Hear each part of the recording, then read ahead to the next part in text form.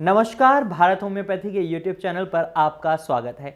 आज इस वीडियो में हम बात करने वाले हैं विटिलिगो के दौरान पेशेंट्स कुछ ऐसे काम करें या कुछ ऐसी टिप्स को फॉलो करें जिनकी मदद से वो अपनी इस प्रॉब्लम से जल्दी छुटकारा पा सकते हैं। तो मैं आज आपको ऐसे 5 टिप्स देने वाला हूं जिनकी मदद से आप अपनी विटिलिगो की प्रॉब्लम से जल्दी छुटकारा पा सकते हैं या उसे जल्दी ठीक कर सकते हैं। तो सबसे पहले आपको अपने उस फैक्टर पर काम करना पड़ेगा कि आपके शरीर में किसी भी चीज की अगर डेफिशिएंसी है आप उसे फुलफिल करें।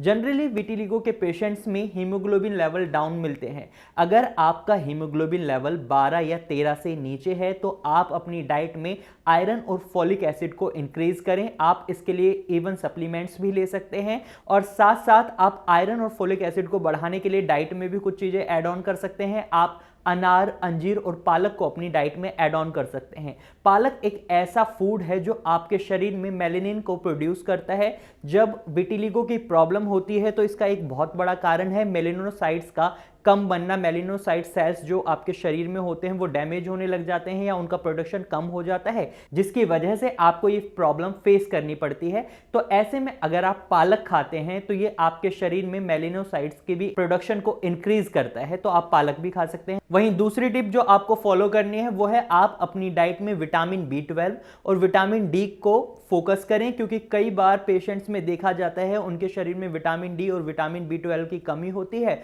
और ये दोनों विटामिन ऐसी हैं जो आपके शरीर में इम्यून सिस्टम को बूस्ट करती हैं। जब आपका इम्यून सिस्टम ऑलरेडी डिस्ट्रॉय कर रहा है आपकी पॉजिटिव सेल्स को जिनकी रिक्वायरमेंट होती है आपके स्किन के कलर के लिए, तो ऐसे में आपके शरीर में विटामिन B12 और विटामिन डी काफी जरूरी हो जाते हैं। तो अगर आपके शरीर में इनकी कमी है तो आप इनको फुलफिल करें। वहीं साथ में मैं आपको एक बात और बता दूं, जब आपके शरीर में विटामिन B12 और विटामिन डी की कमी होती है तो इसकी वजह से आपकी जो रिकवरी है वो भी बहुत स्लो हो जाती है। तो ऐसे में आपके लिए बहुत ज्यादा जरूरी है कि आप इन दोनों को अपने शरीर में एक हेल्दी लेवल पर रखें। तीसरी टिप जो विटिलिगो पेशेंट्स को फॉलो करनी है वो है उन्हें अपनी डाइट का खासा ध्यान रखना है। उन्हें अपनी डाइट में दालें, पालक और बीट रूट को ऐड ऑन करना है। वहीं उन्हें अपनी डाइट से नॉन-वेज डाइट जैसे फिश है, रेड मीट है, एग है, इन सब को अवॉइड करना है। और फिश की बात करी, फिश में ओमेगा 3 फैटी एसिड होता है और विटिलिगो पेशेंट के लिए ओमेगा 3 फैटी एसिड काफी अच्छा होता है, तो इसके लिए वो फिश नहीं खा सकते। इसके लिए वो सप्लीमेंट्स यानी जो ओमेगा 3 फैटी एसिड के कैप्सूल्स आते हैं वो खा सकते हैं, लेकिन वो फिश नहीं खा सकते। उन्हें नॉनवेज डाइट को बिल्कुल अवॉइड करना है और साथ ही साथ वो अखरोट, बादाम, काजू ये सारी चीजें भी खा सकते हैं, लेकिन उन्हें नॉनवेज डाइट को अवॉइड करना है। ये मैं बार बार इसलिए बोल रहा हूं, कई बार पेशेंट्स गलतियां कर देते हैं और फिर उनका जो विटिलिगो की प्रॉब्लम है वो बढ़ती जाती है। तो ऐसे में आपको इस बात पर भी ध्यान दें। तो चौथी टिप जो विटिलिगो पेशेंट्स को फॉलो करनी है वो है मिक्स कॉम्बिनेशन ऑफ फूड से उन्हें बचना है। ऐसे मिक्स कॉम्बिनेशन ऑफ फूड्स जो बहुत गलत हो जाते हैं उनके लिए, जैसे आप देखेंगे ठंडे के बाद तुरंत गर्म पी लेना या गर्म के बाद तुरंत ठंडा पी लेना, या आप देखेंगे खाना खाने के तुरंत बाद आइसक्रीम खा लेते हैं लोग या डेयरी प्रोडक्ट यूज कर लेते हैं। तो इसमें आप देखेंगे खाना गर्म होता है और आइसक्रीम बिल्कुल ठंडी होती है। वहीं आप देखेंगे या कई बार पेशेंट्स खट्टा खाने के बाद तुरंत दूध पी लेते हैं। और एक एग्जाम्पल आपने बहुत बार सुना होगा, मछली खाने के बाद कई लोग दूध पी लेते हैं और उससे उन्हें एलर्जी हो जाती है, तो ये भी विटिलिगो को एग्रीवेट करता है। तो ऐसे में आपको इन कॉम्बिनेशन से बचना होगा, क्योंकि ये आपके विटिलिगो की प्रॉब्लम को बढ़ा सकते हैं। जब आपको रिकवरी लेनी है तो आपको इन चीजों का खास ध्यान रखना होगा। वहीं आप अगर बाहर का खाना खाते हैं, पैक्ड फूड खाते हैं, प्रोसेस्ड फूड खाते हैं, जंक फूड खाते हैं, तो आप कोशिश करें आप उन्हें भी अवॉइड करें। फिफ्थ टिप जो बहुत ही इंपॉर्टेंट है विटिलिगो पेशेंट्स के लिए वो है वो स्ट्रेस बिल्कुल ना लें, क्योंकि स्ट्रेस सबसे ज्यादा देखा जाता है विटिलिगो पेशेंट्स लेते हैं, क्योंकि उन्हें डर लगता है पब्लिक को फेस करने में, उन्हें डर लगता है बाहर निकलने में, उन्हें लगता है कि लोग उन्हें जज कर रहे हैं ड्यू टू देयर प्रॉब्लम।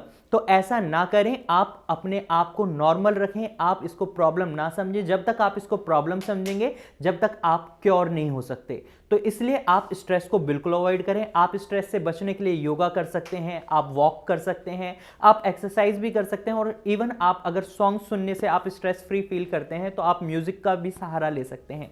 कोशिश करें आप स्ट्रेस ना लें, क्योंकि अगर आप स्ट्रेस लेते हैं तो कोई भी डॉक्टर आपको ठीक नहीं कर सकता, क्योंकि स्ट्रेस एक बहुत बड़ा कारण है विटिलिगो को बढ़ाने का। तो ऐसे में आपको अपने स्ट्रेस पर भी काम करना होगा, और स्ट्रेस जब आप लेते हैं तो आपको कई और प्रॉब्लम्स भी हो सकती हैं, जैसे आपको IBS भी हो सकता है। अब मैंने आपको जो ये 5 टिप्स बताई हैं, ये आपकी फास्ट रिकवरी की में तो हेल्प करेंगे, लेकिन ये कब आपकी रिकवरी में हेल्प करेंगे? जब आप कहीं से मेडिसिन ले रहे होंगे, एक प्रॉपर ट्रीटमेंट ले रहे होंगे।